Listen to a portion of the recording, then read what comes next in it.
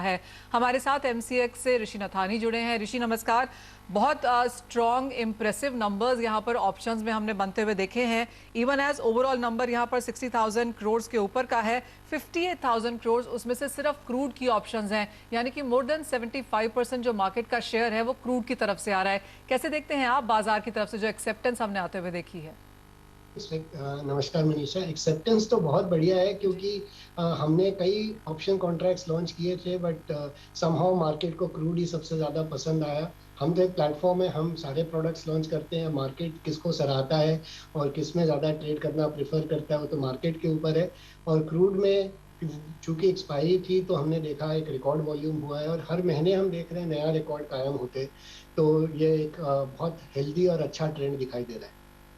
ऋषि, clearly since आप इतने सारे डेटा पे बैठे हैं, अगर हम फ्यूचर्स देखें और ऑप्शंस देखें तो क्रूड में एज ऑफ नाउ आप कहेंगे झुकाव ऑप्शंस की तरफ ज्यादा है, क्योंकि हम आपको जैसे बता रहे थे कि डेली हमारे पास व्यूअर्स के कॉल आते हैं, हम अपने एनालिस्ट से उनकी बात कराते हैं और अब ज्यादातर लोग यहाँ पर ऑप्शंस की स्ट्रैटेजीज मांगने लगे हैं। जी हाँ, क्योंकि देखिए एक तो मार्जिन्स भी काफी ऊंचे हैं, 30% के आसपास मार्जिन्स हैं।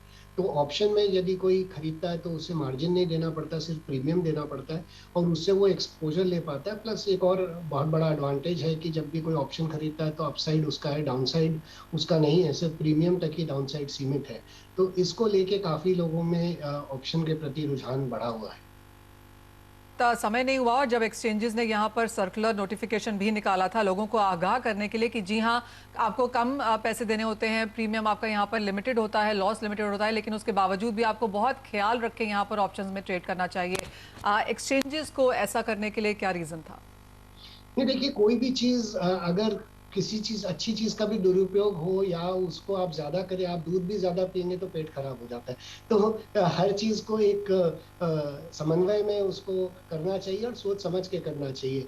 तो हम तो यही चाहते हैं कि लोग जो भी मार्केट में आए सोच समझ के आए, अपने अंडरस्टैंडिंग को सही करके फिर मार्केट में अप्रोच करें। इसीलिए हमने एक सर्कुलर ऐसा इशू किया। ऋषि, जैसे आपने कहा कि क्रूड में तो अच्छी खासी मार्केट शेयर यहाँ पर है, सोने चांदी में यहाँ पर काफ़ी समझ है, रुझान है इंडियन मार्केट्स में, वहाँ पर पिकअप के लिए अब क्या कोशिशें हैं? नेचुरल गैस एक्चुअली आपकी सेकंड सबसे बड़ी कमोडिटी है, यहाँ पर भी लोगों ने अब काफ़ी हद तक ऑप्शंस में ट्रेड करना शुरू किया है। तो देखिए अगर आप देखेंगे नेचुरल गैस सिर्फ हमने जनवरी में इसी साल लॉन्च किया था, तो उसे थोड़ा समय लगेगा परिपक्व होने में। बट आगे चल के हम आशा करते हैं कि नेचुरल गैस में भी अच्छी वॉल्यूम्स आएंगी, स्पेशली जो नेचुरल गैस का सीजन आता है विंटर वाला, तो उसमें नेचुरल गैस में भी काफ़ी एक्टिविटी आनी चाहिए।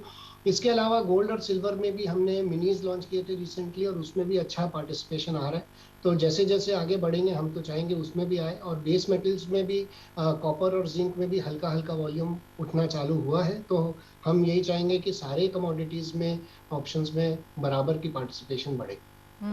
जिस तरह की उठापटक देखने को मिली है और जिस तरह के वॉल्यूम्स इंटरनेशनल मार्केट्स में, और माना जा रहा है कि अगले 2-3 साल तक कमोडिटीज और भी ज्यादा यहाँ पर फोकस रहेंगी, एज एन एक्सचेंज क्या एक्सपेक्ट कर सकते हैं? नहीं, देखिए कमोडिटीज एक्सचेंजेस आर एक प्लेटफॉर्म होते हैं कमोडिटी प्राइस रिस्क मैनेजमेंट के लिए और प्राइस डिस्कवरी के लिए। तो हम तो यही चाहेंगे कि किसी का भी कोई भी कमोडिटी एक्सपोजर हो तो वो प्लेटफॉर्म पे आके उसको हेज करे, ताकि वो अपने इनपुट या आउटपुट कॉस्ट को बैलेंस कर पाए और अपने बिजनेस पे फोकस कर पाए। और इन्वेस्टर्स भी देखिए, हर आदमी क्रूड से अफेक्टेड रहता है, हर आदमी गोल्ड सिल्वर्स में इंटरेस्ट रखता है। तो कमोडिटीज हमारे जीवन के हर अभिन्न अंग है। तो हम तो चाहेंगे कि हर वर्ग के लोग इससे जुड़े रहें और इसका ज्यादा से ज्यादा लाभ लें। फाइनल सवाल ऋषि, और जिस तरह की उठापटक कमोडिटीज में पिछले 2 सालों में देखने को मिली है, ऑलमोस्ट सभी इंटरनेशनल एक्सचेंजेस को यहाँ पर दिक्कतें हुई हैं, काफी सारी बातें यहाँ पर कमोडिटी प्राइस मूवमेंट्स को लेकर या जिस तरह की वॉल्यूम्स को लेकर हुई हैं। आपके लिए पिछले 2 साल एज एन एक्सचेंज कैसे रहे? और क्योंकि ये माना जा रहा है कि अगले 1.5-2 साल ये सब उठापटक अभी भी जारी रह सकती है, कैसे देख रहा है एक्सचेंज इन सब डेवलपमेंट्स को? देखिए कोविड तो सबके लिए टफ था, बट उसमें भी एज एन एक्सचेंज हम उससे काफ़ी अच्छे से उभर के आए हैं। और मार्केट में हम एक प्लेटफॉर्म है, एक न्यूट्रल प्लेटफॉर्म है। तो चाहे मार्केट ऊपर जाए चाहे नीचे जाए, हम तो यही चाहेंगे कि मार्केट ऑर्डरली फैशन में फंक्शन करे और लोग पार्टिसिपेशन का लाभ उठाएं। तो आगे चल के भी अगर वॉलेटिलिटी होती है तो मैं तो यही कहना चाहूँगा कि वॉलेटिलिटी से बचने के लिए सबसे सरल उपाय है अपने आप को हेज करके चलें। जी हाँ, और हमने वो इन क्लियरली इंडियन पार्टिसिपेंट्स की तरफ से आता हुआ देखा भी है। जिस तरह की वॉल्यूम्स हमने यहाँ पर बनते हुए देखी हैं, स्पेशली जिस तरह से लोगों ने यहाँ पर एक्सेप्टेंस दिखाई है ऑप्शंस को लेकर, जहाँ पर एवरी मंथ एवरी क्वार्टर हमने बहुत स्ट्रॉन्ग गेन्स आते हुए देखे हैं। ऋषि, बहुत शुक्रिया एज ऑलवेज हमारे साथ जुड़ने के लिए और एक्सचेंज का जो पहलू है सामने रखने के लिए।